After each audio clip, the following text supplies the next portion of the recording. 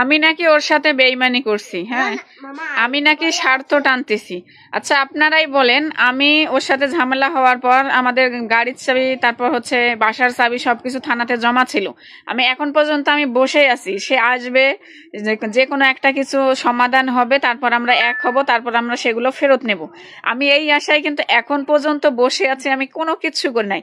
এর ভিতরে সে আমার সাথে আমার সাথে কথা বলছে, কিন্তু গোপনে অনেক কাজ করছে।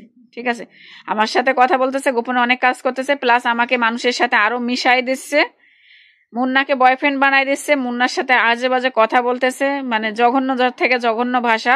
আর ওইদিকে সে কাজ করে গেছে, উকিল ধরছে, দালাল ধরছে। তারপর তার হচ্ছে ওখানে তার বড় ছোট ভাইয়ের বউ থাকে, সেই তার বউ, তার হচ্ছে দুলা ভাই, তাদেরকে সাথে মিশে 4-5 লাখ টাকা খাওয়াইয়ে বাসা থেকে গাড়ি, তারপর হচ্ছে সবকিছু নিয়ে আসছে। তাহলে এখানে স্বার্থটা কে টানলো? সেখানে যে এত কিছু করতেছে, প্লাস গাড়িটা ওখান থেকে বের করে নিয়ে আসছে, তারপরও কিন্তু আমি জানি না, আমাকে বলেনি। আমি 2 দিন পরে টিকটক ভিডিও দেখলাম আর বুঝলাম যে গাড়ি ওর কাছে, ও সবকিছু নিয়ে গেছে। হ্যাঁ, তাহলে এখানে ভালোবাসা কার কতটুকু, আর হচ্ছে কে কোন দিকে হাত বাড়াইছে? সে যদি আমাকে ভালোবাসতো তাহলে এই দিকে আসতো, অন্তত পক্ষে সবার সাথে বসার চেষ্টা করতো, কি করা যায় না যায় এগুলা চিন্তা করতো। সে সব সময় ওই গাড়ি আর জিনিসপাতির আশা করতো না, আর 4-5 লাখ টাকা খরচ করে ওগুলা তাকে নিয়ে আসতে হতো না। বিতির সাথে যদি সে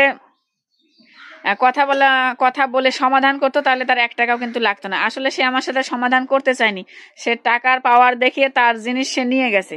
ঠিক আছে, আর আমি তো প্রথম থেকেই বলছি যে ভুলটা তো আমি করছি। আমি তো 0 থেকে তাকে বিশ্বাস করছিলাম, আমার নামে কোনো কিছু করি নাই, সবকিছু তার নামেই করছি। আর যেহেতু আমি তার নামে করছি, সেটা এখন তার, আমি এটা জেনে গেছি।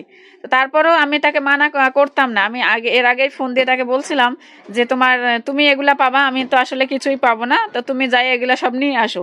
তো সেই জায়গায় সে 4-5 লাখ টাকা খরচ করে মানুষকে দিয়ে গোপনে এগুলা নিয়ে আসার কি দরকার? সে আবার আমাকে ভালোবাসে, ঠিক আছে? তো ভালোবাসলে সে আগে এইখানে আসতো, ওই দিকে পা বাড়াতো না। তো যাই হোক, এখন একটা কথা বলার, এখন সে যেহেতু গাড়ি হাতে পাইছে, সবকিছু আসবাবপত্র সবকিছু সে হাতে পাইছে, সে এখন আমার সাথে মিথ্যা মুন্নার সাথে ব্লেম দিয়ে রাগারাগি করে এখন সে আমাকে ডিভোর্স দিতে যাচ্ছে। ঠিক আছে, অলরেডি কাগজটা আমাকে পাঠিয়ে দিছে, যেটা দিয়ে নিকানামা না কি লেখে, সেটাও লিখে আমাকে পাঠিয়ে দিছে।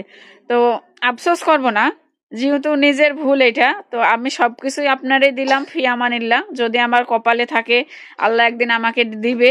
আর আপনি যদি আমার সাথে বেইমানি করে থাকেন, তাহলে একদিন আপনি ধ্বংস হয়ে যাবেন। এটাই হলো কথা। সবকিছু নিছেন আর বারবার আপনি বলেন যে ভালোবাসা, তো এই ভালোবাসার দাবি করেন না, এটার উপর ঘৃণা ধরে গেছে। যদি আপনি ভালোবাসতেন, তাহলে ওই রাজশাহীর দিকে হাত না বাড়ায় রংপুরের দিকে হাত বাড়াইতেন। এটা হচ্ছে তার বড় প্রমাণ।